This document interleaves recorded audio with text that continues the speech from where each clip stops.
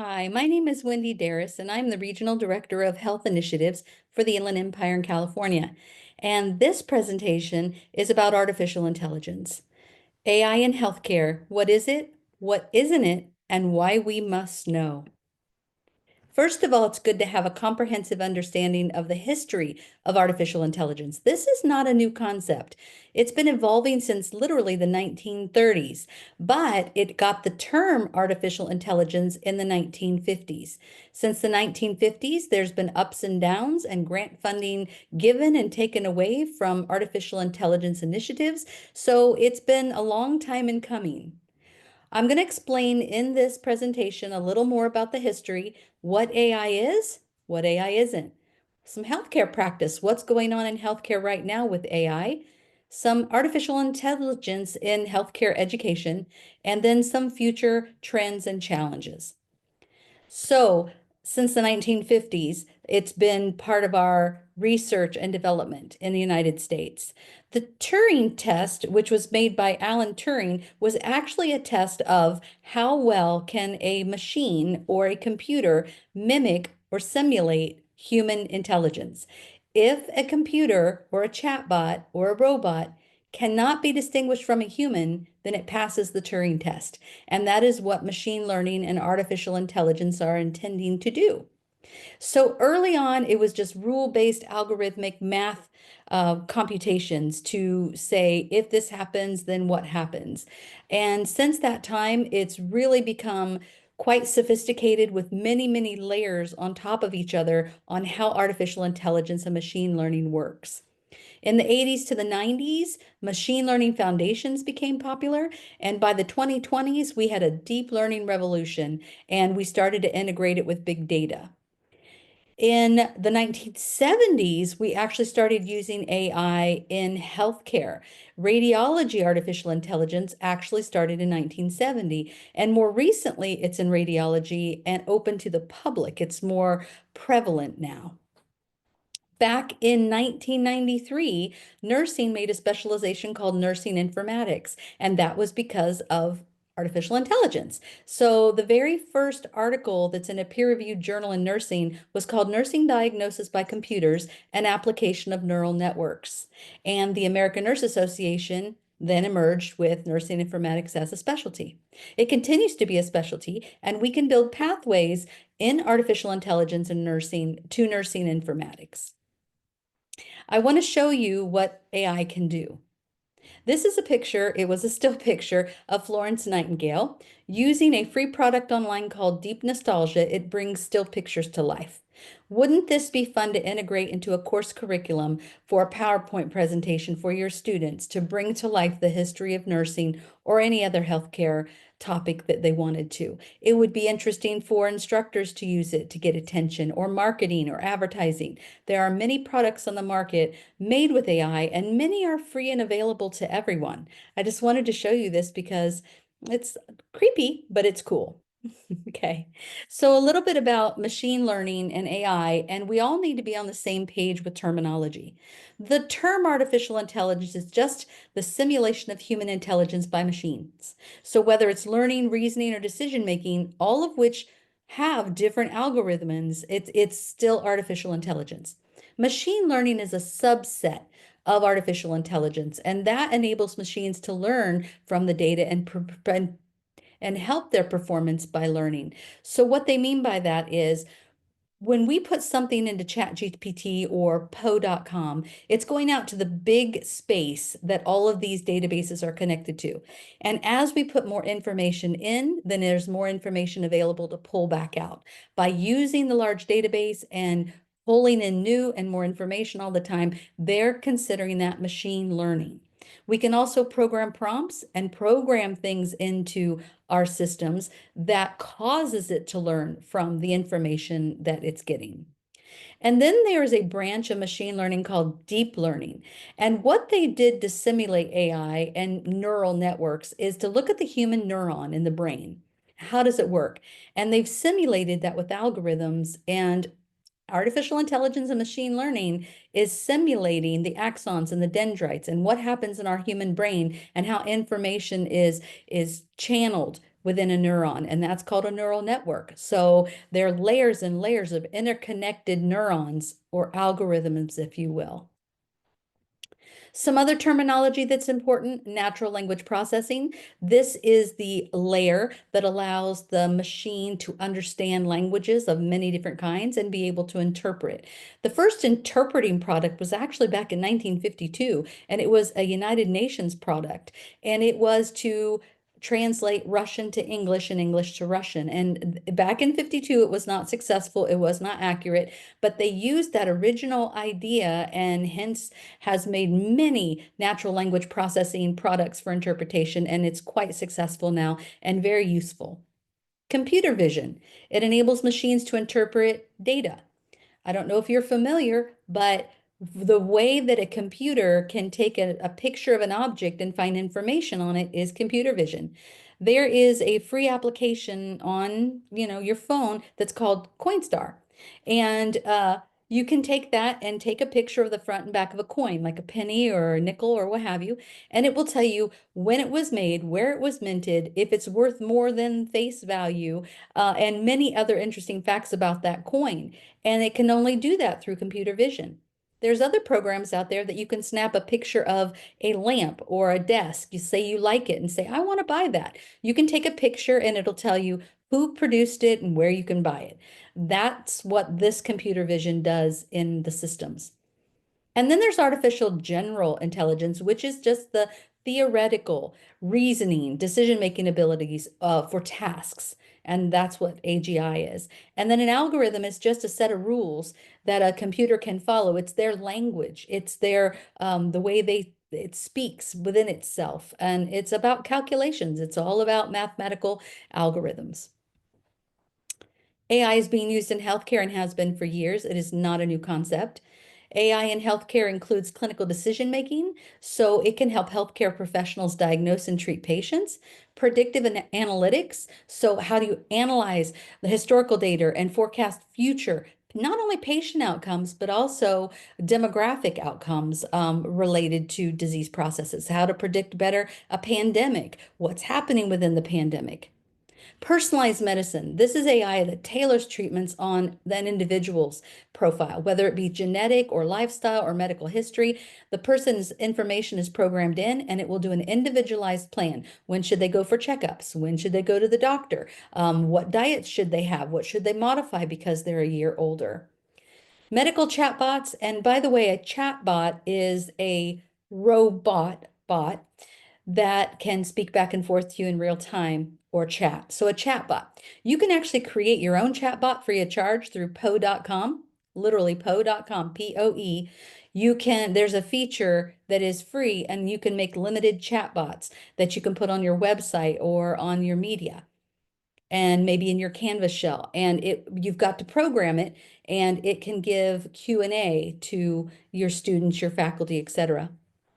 Radiology's been using it for a long time, and they're using it with MRIs and CAT scans as well. And most recently, mammograms. I got a notice that with your next mammogram, if you pay $40 extra, it will use AI to review that mammogram image. And I'm like, yes. And the reason is because while the human eye could do so much and the mammogram machine can do so much, AI can do 600 times what both can do in a shorter period of time and find things that the regular report doesn't find. So it's really helping catch things early, and for prevention, it's fantastic. Robotic surgery, I'm sure you've heard about that before. The robots need programmed by algorithm, and that really cuts down on the amount of surgery you have to have, the length of the surgery, the scar from the surgery, and how invasive that procedure is. So what really is AI? It's any algorithmic-based computer system that simulates human intelligence. There's different kinds. There's narrow, which is very task-oriented or task-specific, like ChatGPT.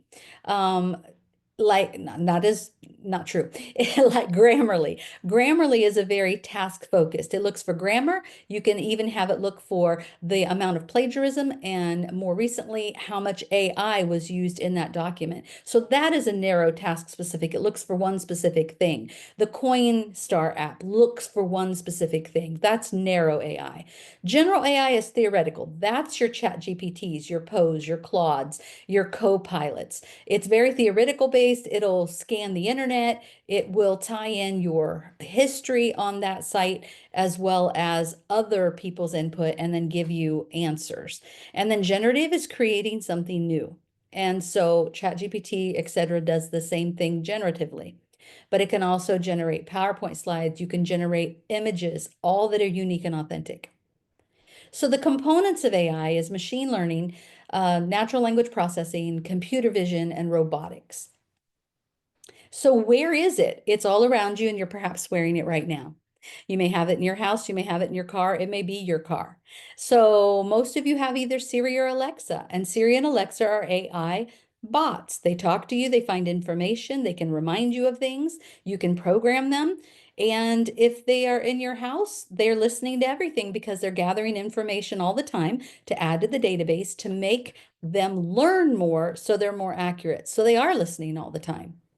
If you've bought a new refrigerator that has any electronics in the front, you may not know this, but it's got AI built in to listen to the conversations in your home, and it's gathering data, putting out in this big space data bank where all of these are pulling from.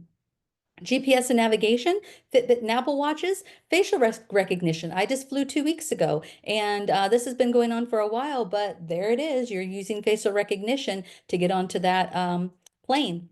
Text editors like Turnitin and Grammarly. Fraud detection through your bank, food delivery apps like Grubhub, spam recognition, music playlist recommendations. So YouTube and Google and Apple Music all use AI.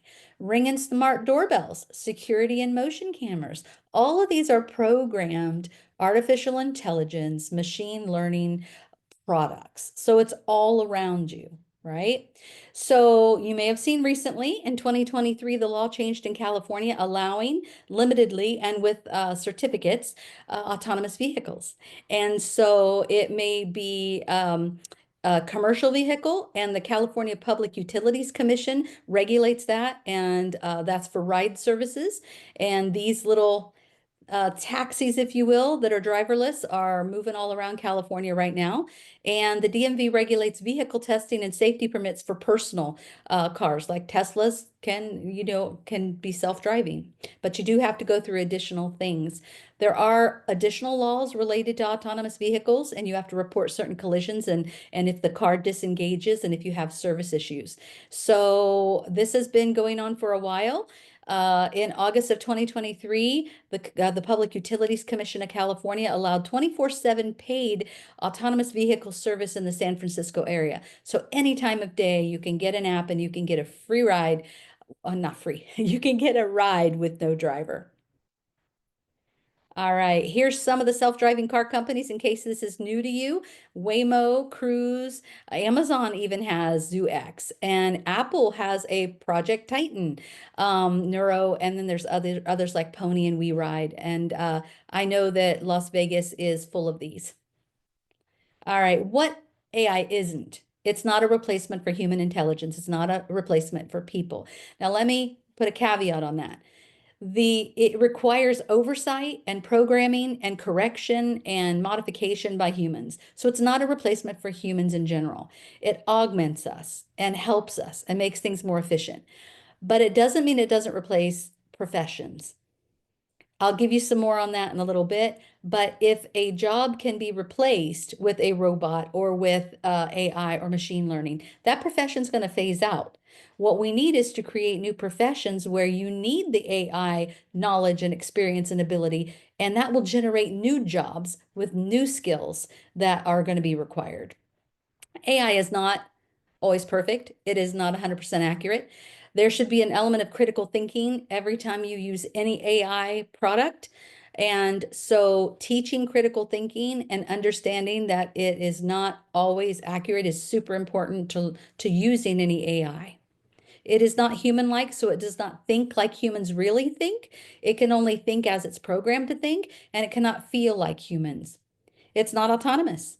It requires human oversight. So that's what it isn't. And are we using it in healthcare? Of course. And where are we using it? Diagnostics, operational efficiency. Hospitals are using AI-based software programs for bed placement, for optimization of beds. They're using it in medical billing and coding, absolutely, because a human can only find so many codes in that ICD mix to bill. So you can imagine even an experienced medical billing coder may find 3 to 5 codes, and the AI product might find 15, and they can bill 15. That they're going to use AI, and that means that our medical billing encoders, we may need less of them, but we're still going to need them to oversee or to program or to update these models, right? Treatment planning, personalized medicine. So putting in your information and having it generate, when your checkups should be, when your dosage should be changed, any kind of genetic analysis. And then predictive analytics for our community health, extremely important for public and community health. So here's some real world examples in public, and you can look these up if you want to have a chance. But IBM's Watson Health, that's used all over the world, and it is most known for its cancer treatment recommendations. So it's been programmed with all the latest, constantly programmed with all the latest research data, drugs, information, success stories on cancer. So they program the person's information in, and it will generate suggestions for that cancer treatment. DeepMind's AlphaFold, it's helping with drug development, and then ChatGPT has one specific for healthcare. So let's talk about how AI is used in medicine specifically with the physicians and the specialists and the surgeons. We'll talk about nursing and allied health in a bit, but specifically for this group in medicine, medical imaging, pathology, genomic analysis, treatment planning, decision making, personalized medicine, robotic assisted surgery. So you can understand that those surgeons and those physicians are going to need to know how to use this equipment and understand this equipment and what it can do, what it can't do, what happens if it becomes unprogrammed, breaks down. They're going to have to know what to do if these instances happen. Virtual health assistants in telemedicine. So those chatbots I were talking about for triaging patients or giving frequently asked questions and answers. And then virtual doctors, AI enhanced telehealth. Early disease prevention, so forecasting disease risks. Emergency medicine, helping prioritize care. It's great for efficiency and prioritization. And then public health surveillance. Drug discovery, drug development, clinical trial optimization. Medical billing and coding, we talked about that, and natural language processing. So it scans clinical notes, identifies the terms, translate them into billing codes. The other thing about this is documentation. We will get to that in a little bit, but I wanted to mention that paramedics and EMTs in the field are now having more time with hands-on with their patient because they don't have to stop and grab a pen and a clipboard. They're voicing out loud what their notes are and what's going on. And this program is listening and then summarizing and writing up their notes from that incident, right? So they're not doing the notes as they used to do them. They're being done for them. And everything will be spelled right. And everything will be grammatically correct. Now, what has to happen is that provider needs to review everything and ensure its accuracy and sign off on that. But isn't it wonderful that they get more hands-on and don't have to stop to write down the time? You say the time out loud, it'll capture that time. So in a code situation in a hospital, same thing. There's not need for a recorder. There's a need for someone to review the recording and make sure it was accurate. Error detection and prevention, auditing, compliance, and looking at regulations. Streamlining all the claims processes so they can be done quicker and there's not double billing or underbilling or overbilling. So what are we doing in nursing specifically, including education in nursing? So it's clinical decision support for nurses in the field, automated early warning systems such as we're already using it. So the blood pressure is up, the O2 sat dropped, the person's a fall risk and they got out of bed. So all of those things have an AI component. And then for predicting risk, including fall risk. It helps with optimization for staffing and scheduling. And by the way, this is not just for hospitals, doctors' offices, and clinics. There's AI available for personal use that will optimize your calendar or schedule calendars for you. Calendly is a free product online that you can set it up, you program it when you're available, and it will handle all the rest, including make a Zoom or Team link for you. That would really free up your time. Voice activated nursing documentation. I already talked about chatbot for patients. Patient monitoring, so those wearable health devices. Virtual nursing assistants. So it could be used in home health that there's a virtual nursing assistant, and in the morning it says, Miss Jones, did you take your digoxin? Don't forget to take your digoxin since it's 8:01 in the morning. And so it can talk, it can remind, it can ask questions. And then remote patient monitoring. For nursing education, we have AI-driven simulation training and personal learning platforms. ATI and HESI are already using personalized remediation plans, personalized grading, personalized learning needs, and we're using those, and they're working. Automated competency testing. So we are using these in education. For safety, AI-powered infection control, predicting patient readmission risks, smart beds, and AI-integrated hospital equipment. It's there. So we're using it for simulation, personalized learning, knowledge management, language models. We are using it in education, and it may be that the companies we're using, like ATI and Elsevier, all of them have AI embedded in their products. And maybe the faculty and students aren't aware of that. Maybe they are. Whether they are or not, the faculty and the students, just like a healthcare professional, needs to understand the law and ethics regarding AI, what is and what isn't, why you must know, how you need to monitor it, and how you need to know things are accurate and correct. So there's some challenges with using AI. Ethical reasons, we'll talk a little bit more about that. Cost barriers, does everyone have equal access? What about equity? Integration difficulties, will it integrate into the current system? Do you have to purchase new product? Can you afford new product? How is that going to impact the bottom line? Algorithmic bias, there is implicit bias in AI, and we have to be trained to look for it and correct it before something goes out into marketing or advertising or a lesson plan or a PowerPoint. We have to critically view that. And then, of course, data privacy. Anytime you're dealing with anything with computers and IT, you have to worry about data privacy. We have to worry about globally energy use, because there's a growing connection between the use of AI and energy use. So these large language models, these big machine learning systems need significant computing power. And so these data centers are consuming a lot of electricity. And as AI grows, so will energy demands. So it's going to give us a higher carbon footprint. And it says that it's comparable to five cars' lifetime emissions when we use AI right now. It uses water. Computer systems use water for cooling systems. So we're impacting not only our electricity, but also our water, and expanding our infrastructure and our grid for electricity. And then uneven regional data centers, because if we get the data and expect it to be accurate, but we are not connected to everyone everywhere because we're not able to, that is going to be skewed data. That all has to be kept in mind using AI. By 2027, AI could use as much electricity as the Netherlands. And about 2% of total electricity use right now is being used by US data centers, and that may double. And what companies are doing, like Google and like Tesla, and what's the other, Apple, they're investing in renewables and more efficient models so that they can balance the AI intervention and use with climate sustainability and energy use. Just something to consider. Equity in AI for students, if you're in a school situation, or even patients, and how does everybody have the same access? Do they have all the same resources, right? So here's some things to think about, and there is a digital equity framework. I put it up here. Some key strategy is providing the resources for those who can't, and reliable internet. Equip schools with AI labs and resources, integrate it into the curriculum.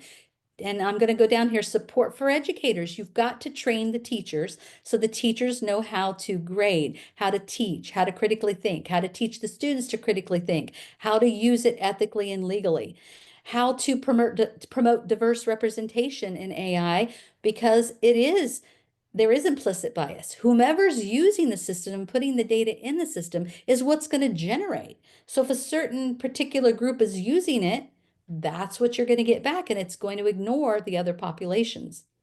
Inclusive education, so making sure we're using culturally relevant examples. If we're not putting them in, we're not getting them out. And then financial opportunities, making sure that there are scholarships and internships. And do we have accessible AI certifications? Do we have AI training and certifications? And then, of course, ethics and responsibility. AI ethics have to be taught along with the bias and the impact and critical thinking. All of this has to be trained, in my opinion, to the healthcare providers and before it goes to patients, and to the faculty before it gets to students. That's a good rule. AI in healthcare education, as far as allied health and interdisciplinary, again, augmented reality, virtual reality, simulation, clinical decision simulations, adaptive powered tutoring systems, making study plans, automated competency tracking, research. So Poe.com has an ability, and what you have to do is take a full-on article, and that, like a peer-reviewed journal article, convert it to Word, because you want to copy all of it, including all of the copyright information, the authors, the year, the volume. And you can copy the entire thing and put it into Poe and ask it to summarize what that article says. So you could take a 30-page article and get back a summary of that article, so you can determine if that's an article you need to use that's relevant to what you were looking for, or if it's something you need to put to the side and try another article. So it really limits the amount of time. Now, that is not copyright violation because you are selecting the entire article. If you're taking bits and pieces and other people's work and putting it into AI, that is a copyright violation. It could be plagiarism. Same with a student or faculty assignment or faculty project. If you are copying a whole assignment, paper, discussion from a student and putting it into something to grade it or to review it, it's okay to do AI as far as turn it in, because that's what that product is intended to do. That is what Grammarly is for. But to put it into public systems like ChatGPT, Poe, Claude, that's actually a FERPA violation and an intellectual property violation. So we cannot do that. So there's a way to use each software ethically and legally, and we need to understand that. AI in exams, we can do automated grading. Even Google Forms can be turned into a quiz and be self-graded. Our Canvas modules are have self-grading capacity. So that, really is an efficient use of AI. NCLEX is using AI, ATI is using AI, HESI, Elsevier, Lippincott. All of them are using AI. If you're using a particular publisher, I encourage you to go to their website and literally search AI. It'll tell you all the ways that it's using AI. And optimizing your clinical rotation scheduling. Chatbots for student support. You can actually create your own chatbot with a link in Poe.com. You will program it, and you may link your student handbook and put that link on the student's webpage or in the Canvas, and the student can go to it and click and say, what does our student handbook say about white shirts underneath my uniform? And it will pull up the attendance policy for them. So it's a really efficient way, and maybe get the students to use it more. And then faculty and curriculum planning. It will outline your curriculum. You can write lesson plans. You can write PowerPoints. You can generate outlines on those, and you can edit them and add to them and take away. My big takeaway here for you is making sure everything is accurate. This is also medication administration training. They have some simulation made with AI as well as mental health, and that's where it can really come in handy. And we already talked about adaptive learning systems, and they actually have virtual preceptors now. And then research is using it. Informatics is using it. NCLEX is using it. Clinical judgment models using it. And you can use it throughout the education career. It's being used in admissions all the way through. So why must you know? Because it's here. It's all around us. You're wearing it, you're using it, you're watching it drive down the street. You need it, and knowledge is power. It allows us to understand it and critically determine when and how it should or could be used. And we need to know as healthcare professionals, we need to know as faculty, deans, directors, administrators, because we need to develop the policies and integrate into the curriculum and the assignments how students and our graduates are going out to the field, making sure they're understanding implicit bias. They understand the ability of thinking critically about it, that it's not always accurate. What is legal? What is unethical? They need to know.